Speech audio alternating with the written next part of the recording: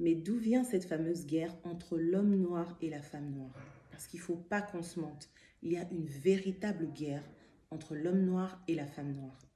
On voit des foyers noirs qui se forment, on voit des couples noirs qui se forment. Et ça va jusqu'au mariage. Mais la finalité, bien souvent, c'est la séparation. Est-ce qu'on s'est déjà posé la question de savoir, est-ce que c'est juste une histoire d'incompatibilité entre les personnes ou il y a bien plus que ça? Si on essaie de comprendre les choses d'un point de vue socio-historique, on peut constater qu'il y a deux événements cruciaux qui sont à l'origine de ce fossé entre l'homme noir et la femme noire. Le premier événement, c'est bien entendu l'avènement de l'esclavage.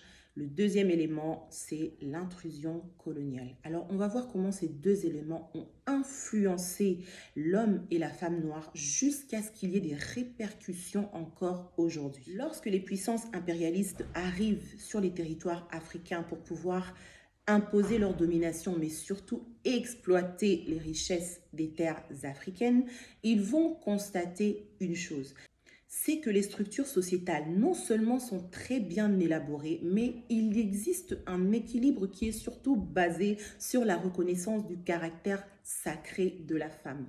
Et oui, dans ces sociétés africaines anciennes, la femme est un être quasi sacré. Ce qu'elle pense, ce qu'elle dit et ce qu'elle y apporte est quasi sacré également. De l'autre côté, ils vont observer une sorte de vénération de la part de la femme africaine envers l'homme africain. La femme africaine aime ce côté protecteur, ce côté puissant qu'elle voit chez l'homme africain. Et cette complémentarité des forces féminines et masculines, c'est ça que nos envahisseurs vont surtout vouloir contrôler et surtout détruire. Va alors s'instaurer le fameux plan du diviser pour mieux régner. Dans ce plan qui va consister à casser l'harmonie, à casser la symbiose entre l'homme noir et la femme noire, il va y avoir l'arme du viol.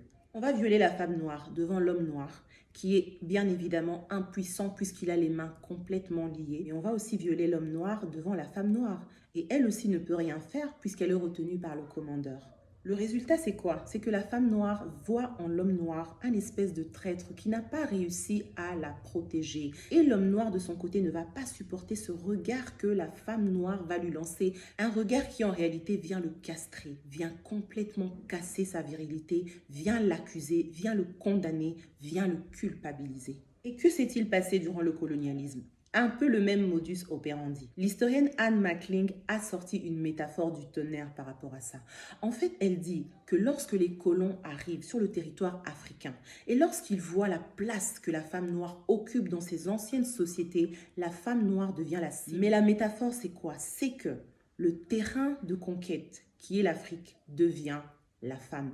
Il faut la conquérir, il faut l'apprivoiser, il faut la dominer si on veut placer un déséquilibre dans ces sociétés. Mais la loi du diviser pour mieux régner va s'opérer à partir d'un élément crucial, c'est l'instauration du patriarcat occidental. Il faut bien noter que le patriarcat occidental n'a absolument rien à voir avec le patriarcat africain. Le patriarcat africain n'a jamais humilier la femme africaine, rabaisser la femme africaine. Les colons vont par exemple commencer à donner des postes à responsabilité aux hommes en leur faisant comprendre qu'en fait, ils sont les chefs de famille, c'est eux qui décident. Et maintenant, la femme noire se voit reléguée au rang de celle qui doit rester au foyer, s'occuper des enfants. Et même lorsqu'elle a droit à l'éducation, c'est pour servir de boniche pour les maisons des colons. Alors dans la tête de la femme africaine va commencer à germer des idées comme quoi l'homme africain n'est qu'un traître, l'homme africain l'a abandonné déjà depuis l'esclavage, l'homme africain s'est toujours placé du côté de l'ennemi, etc. Mais ce qui nous intéresse ici, ce sont les séquelles de tous ces traumas. Parce que finalement, il y a des études qui ont été menées, des études sur ce qu'on appelle la mémoire transgénérationnelle. Ce sont des études qui font référence à la transmission des émotions, des traumatismes, des chocs qui ont été transmis de génération en génération. Une étude génétique a été menée sur plus de 30 000 Africains des deux côtés de l'Atlantique qui ont révélé l'existence de ces traumas. Et aujourd'hui, heureusement, beaucoup de thérapeutes afro se focalisent sur l'impact de ces traumatismes transgénérationnels sur la vie des couples afro. Ne négligez donc jamais les schémas répétitifs, ne négligez jamais des émotions, des ressentis que vous ne comprenez pas. Peut-être que toutes ces choses sont des rappels de ce qu'ont vécu vos ancêtres avant vous.